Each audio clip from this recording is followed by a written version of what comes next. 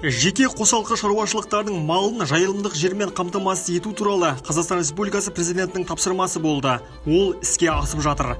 Батыс Қазақстан облысы көлемінде жалпы көлемі 244,2 мың гектар жайылымдық және шабындық жер учаскелері резервке қойылды.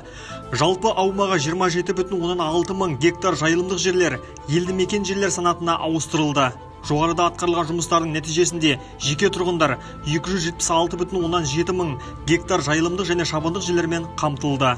Мен Шағатай ауылының тұрғыны, есімім Кенжеғали. Мен Казиолин Ансап Тілеғалиұлы.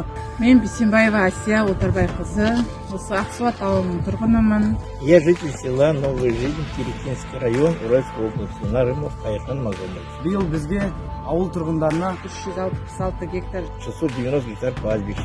1600 гектар жер берілді. малымыз емін-еркін жайылуда. Қазіргі жағдайда мен қуанышты, малының жайылысы кеңіп.